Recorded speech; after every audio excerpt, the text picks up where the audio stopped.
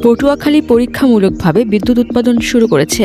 Patuakhali ১৩২০ megawatt তাপ বিদ্যুৎ কেন্দ্র পরীক্ষামূলকভাবে বিদ্যুৎ উৎপাদন শুরু করেছে পটুয়াখালী ১৩২০ মেগাওয়াট তাপ বিদ্যুৎ কেন্দ্র।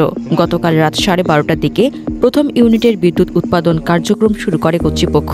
বর্তমানে এই কেন্দ্রে উৎপাদিত ১১০ মেগাওয়াট বিদ্যুৎ জাতীয় গ্রিডে সরবরাহ করা হচ্ছে। নানা প্রতিকূলতা কাটিয়ে বিদ্যুৎ সরবরাহ করতে পারায় উচ্ছ্বসিত বিদ্যুৎ প্ল্যান্টের কর্মকর্তা কর্মচারীরা। বিষয়টি নিশ্চিত পটুয়াখালী ১৩২০ মেগাওয়াট তাপ বিদ্যুৎ কেন্দ্রের তত্ত্বাবধায়ক প্রকৌশলী আশরাফ উদ্দিন। তিনি বলেন, পর্যায়ক্রমে প্রথম ইউনিটের পুরো ৬৬০ মেগাওয়াট বিদ্যুৎ জাতীয় গ্রিডে সরবরাহ করা হবে। আগামী মার্চে দ্বিতীয় ইউনিট থেকে বিদ্যুৎ উৎপাদন কার্যক্রম শুরুর লক্ষ্যে দ্রুতগতিতে কাজ চলছে।